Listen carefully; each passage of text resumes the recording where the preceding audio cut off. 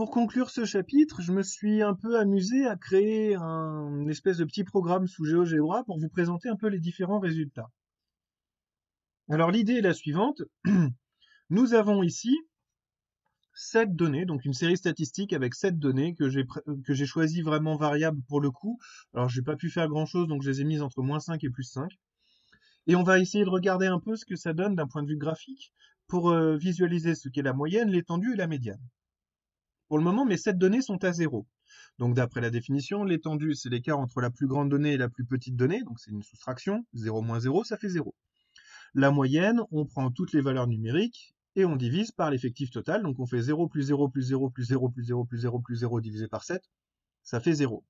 Et pour la médiane, on a une succession de 7 zéros, et donc on doit se placer au milieu pour en laisser 3 de chaque côté, et donc c'est ce zéro-là qui m'indique la médiane. Maintenant, commençons à changer un petit peu les choses. Bien, je vais commencer pour m'amuser un peu à baisser au maximum, tiens, la donnée qui est là. Et je descends jusqu'à -5. Vous voyez que l'étendue, elle est de 5. Pourquoi 5? Parce que c'est la donnée la plus grande moins la donnée la plus petite, donc ça fait 0 moins -5 et ça donne bien +5. L'étendue est toujours un nombre positif. La moyenne, elle a baissé elle aussi. Alors, j'ai pas mis la valeur numérique. Peut-être qu'on pourrait la calculer. C'est pas très compliqué. Elle est de 0 plus 0 plus 0 plus 0 plus 0 plus -5 divisé par 7. Donc, elle fait -5 septièmes.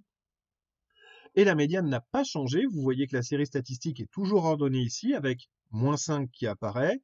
J'ai fait vraiment apparaître justement pour rigoler, enfin pour m'amuser un petit peu, j'ai fait apparaître l'évolution des données aussi sur la médiane, mais vous verrez que la médiane elle reste vraiment systématiquement au centre. Il n'y a pas de problème particulier, elle va monter, descendre, mais elle restera toujours au centre.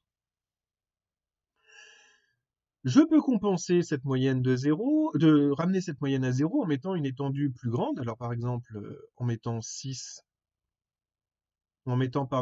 5 termes à 1. Vous voyez qu'à chaque fois, petit à petit, je fais remonter ma moyenne. Donc là, si j'additionne tout, ça fait 0. Donc ça fait une moyenne de 0 alors que l'étendue est à 6. Et vous avez une médiane qui change. Elle est passée à 1, ce qui signifie qu'au moins la moitié des personnes ou au moins la moitié des données de cette série sont plus petites que 1. En fait, elles sont toutes plus petites que 1 au sens large. Et il y en a 5 septièmes qui sont plus grandes que 1 au sens... 6 septièmes, pardon, parce qu'il y a un 0 ici. Qui sont... non, 5 septièmes qui sont plus grandes que 1 au sens large aussi. Excusez-moi. Là où ça devient vraiment intéressant, c'est de constater que lorsque je fais évoluer de façon très forte une valeur de la série statistique, que je l'amène très très haut, eh bien, pour la médiane, ça n'a aucune espèce d'influence. La médiane n'a pas bougé du tout pour une raison toute simple, c'est que elle ne se soucie pas de la valeur de la dernière donnée. Elle, c'est sa position qui est ici. Donc le fait qu'elle se positionne entre ces données-là, voilà tout ce qui importe.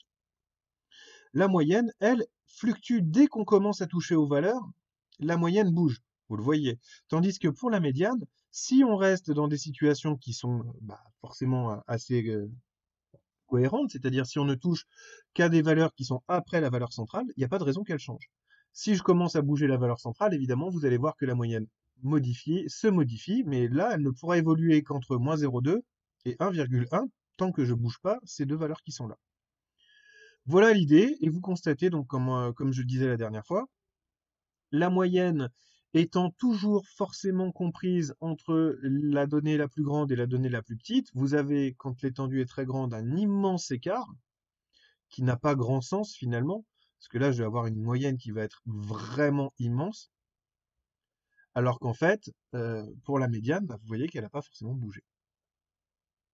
J'espère que ça vous a un peu éclairci et que ça vous permettra de mieux comprendre la notion de moyenne et la notion de médiane, notamment les risques liés à ceci, parce que le problème de la moyenne, par exemple, c'est qu'ici, comme l'étendue est très grande, elle ne veut pas signifier grand-chose. Le fait qu'elle soit aux alentours de 0,2 signifie pas que les notes soient toutes à 0,2, par exemple, ou que les données sont toutes à 0,2, parce que l'étendue nous indique que la dispersion est très très grande, et donc on a vraiment de très gros écarts qui sont possibles.